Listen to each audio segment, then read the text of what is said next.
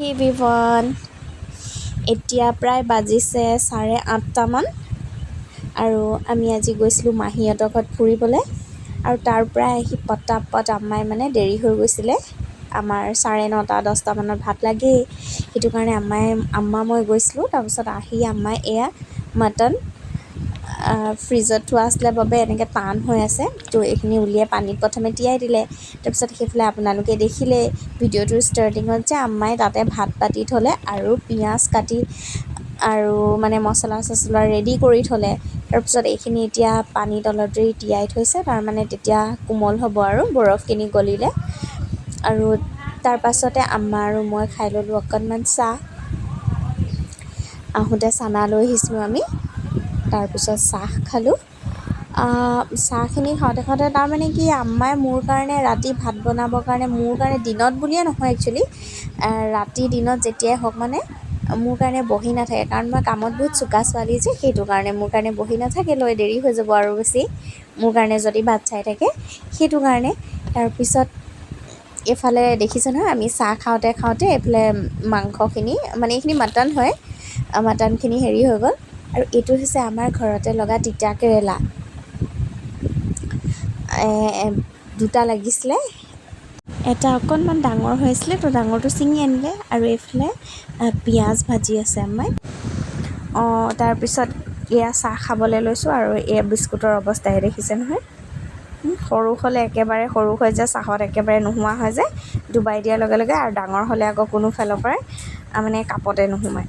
তো মই ভাঙি মেলি বিস্কুট, আৰু মই বিস্কুট সদায় চাহত তিয়াই খাওঁ, সেইটো কাৰণে ধুনীয়াকৈ একদম মজা লৈ মই চাহখিনি খালোঁ। তেতিয়ালৈকে মোৰ আম্মাৰ পিঁয়াজ ৰঙা হৈ গ'ল। আৰু তাৰপিছতে আম্মাই এড কৰি দিলে ইয়াত মছলা। তাৰপিছত মছলাখিনি ভাজোঁ এইফালে মোৰ চাহো শেষ হ'ল। আকৌ সিফালৰ পৰা ছুপ্ৰিম কোৰ্টৰ পৰা অৰ্ডাৰ আহিলে বোলে মটনত আকৌ বোলে আলু দিব লাগে। তাৰপিছত মই আকৌ একদম পটাপট খাই মেলি কিনে আলু কাটিবলৈ গ'লোঁ। আলুৰ টুকুৰিটো উলিয়াই মেলি তাৰ পৰা আলু ডাঙৰ আলু বিচাৰিছিলোঁ। আমাৰ ঘৰত আলু নাখায় কোনোৱে, মই জিদ কৰিব লাগে আলু খাম বুলি, তেতিয়াহে দিয়ে, নহ'লে নিদিয়ে। মই চিকেন বনাওঁ বা মাটন বনাওঁ।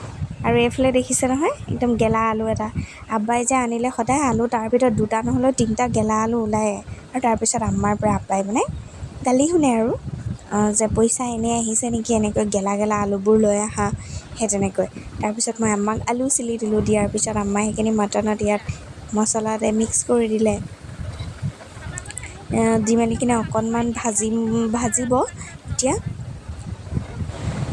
গেছত আলু ভাজোঁতে মছলাত আকৌ পটককৈ মনত পৰিলে চাগে, একদম দৌৰ মাৰি গ'ল, গৈ মেলি কিনে ঘড়ীটো চাই আহিলে। আহি মেলি দেখিছে যে এতিয়াতো আব্বা আহি পাব, সেইকাৰণে পটাপট কি কৰিলে, আকৌ মটনখিনিও তাতে এড কৰি দিলে। আমাৰ চৌকাৰ এটা গেছৰ চৌকাটোৰ এটা ছাইডত ষ্ট্ৰ'ক মাৰি আছে, সেইকাৰণে সি নজ্বলে ভালকৈ। তাৰ প্ৰেছাৰ ষ্ট্ৰ'ক হৈ আছে, সেইটো কাৰণে। তাৰপিছত এইফালে এটা চৌকাতে বনায়, সেইটো কাৰণে অকণমান বস্তুবোৰ বনাওঁতে দেৰি হয়। তো ভাত বনাই নমাই মেলি চাহ বনাই খাওঁ অকণমান সময় গুচি গ'ল। তাৰপিছত মছলা চছলা ভাজোঁ আৰু অকণমান সময় গুচি গ'ল। তো দেৰি হৈ গৈছে, সেইটো কাৰণে আমাৰ একেলগে মটন আৰু আলু চব একেলগে দি দিলে। দি কিনে এতিয়া ইয়াতে কি কৰিব, অকণমান ভাজি মেলি তাৰপিছত পানী এড কৰি দিব। এড কৰি দিব বুলি নহয় বন্ধুসকল, পানী এড কৰি দিলেই তাৰপিছত আৰু এতিয়া কুকাৰত পাতিছে যিহেতু, তাৰপিছত 2-3টা চিটি লগাই দিব আৰু মটন ৰেডি। তাৰপিছত এয়া লৰাই থাকোঁতে দেখিছে নহয়, মটনৰ চৰ্বি দীঘলকৈ থাকি গ'ল, সেইটো কাৰণে আম্মাই উলিয়াই মেলি সেইটো কাটি মেলি আকৌ দিলে। দি মেলি কিনে তাৰপিছত এতিয়া কুকাৰৰ ঢাকনখন বন্ধ কৰি দিলে। তাৰপিছত এতিয়া 3টামান ধুনীয়াকৈ চিটি মাৰিলে আৰু এইফালে ফাইনেলি আমাৰ মটন ৰেডি। তাৰপিছত আৰু মটন হৈ গ'ল। মই কি কৰিম ইমান দেৰি বহি, তেতিয়ালৈকে 9:30মান বাজি গৈছিলে আৰু। তাৰপিছত মই উলিয়াই ল'লোঁ ভাত। বাকী কোনে খাওক নাখাওক মোৰ কোনো চিন্তা নাই, টেনশ্যন নাই। মই ধুনীয়াকৈ নিজৰ কাৰণে ভাত উলিয়াই মেলি এইটো এইফালে হৈছে পদিনাৰ চাটনি, তাৰপিছত নেমু টেঙা আৰু এইফালে মটন। তাৰপিছত লৈ ল'লোঁ, লৈ মেলি চিধা প্লেটখন লৈ মই নিজৰ ৰুমত আহিলোঁ। আহি মেলি খাবলৈ আৰম্ভ কৰিলোঁ আৰু দেখিছে ন মাটনতকৈ বেছি মই খাইছোঁ আলু। সঁচাকৈ মোৰ মাটন বনাওক চিকেন বনাওক ঘৰত মোক কিন্তু চবতকৈ বেছি ভাল লাগে তাত দিয়া সেই আলুডোখৰ। তো সেইকাৰণে মই যদি চিকেন মাটনত আলু নিদিয়ে ন মই একদম ইণ্টাৰেষ্ট নাপাওঁ, একদম ভাল নালাগে মোৰ খাবৰ কাৰণে। সেইটো কাৰণে মই আম্মাহঁতে মানে মজবুৰ মোৰ কাৰণে যে আলু দিব লগা হৈ যায়। এতিয়া দেখোন মোক কৈ থাকে যে তোৰ বিয়াৰ পিছত বোলে মই 1 কেজি আলু আনিম, আনি কিনে 1 মাহমান খাম আমি। কাৰণ আমি তিনিটায়ো কোনোৱে আলু নাখায়, ভাইটিও নাখায়, আব্বাও নাখায়, আম্মাও নাখায়, কোনোৱে নাখায়। মোৰ আব্বাইতো কি কয় যে বোলে মাংসত যদি আলু দি দিয়া হয় তেতিয়াহ'লে মাংসৰ সেই ইণ্টাৰেষ্টটোৱে নোহোৱা হৈ যায়। তো বন্ধুসকল মই লাহে লাহে ভাতখিনি শেষ হ'বলৈ হৈছে আৰু তাৰপিছত সেই তেনেকৈ লগতে মোৰ ভিডিঅ'টো আজি শেষ কৰিছোঁ। আকৌ লগ পাম আপোনালোকক নেক্সট এটা ভিডিঅ'ত। তেতিয়াহ'লে আজিলৈ বাই বাই, গুড নাইট।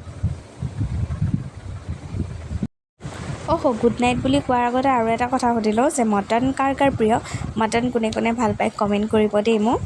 আৰু মটনতকৈ বেছি আলু কোনে ভাল পায় সেইটো কমেণ্ট কৰি জনাব মোক। মাটন দিতো ধুনীয়াকৈ ভাত খাই ল'লোঁ। খাই মেলি মই ভাবিছোঁ যে ৰাতি ইমান হেভি খানা খাইছোঁ, ডাইজেষ্ট হ'বনে নাই। তাৰপিছত ভাবিলোঁ যে চিন্তা কৰি কি লাভ আছে, খাই মেলি ধুনীয়াকৈ মইতো শুই থাকিম, মোৰ পেটেহে ডাইজেষ্ট কৰিব, বাদ দিয়ক আৰু। সেইকাৰণে ধুনীয়াকৈ খালোঁ।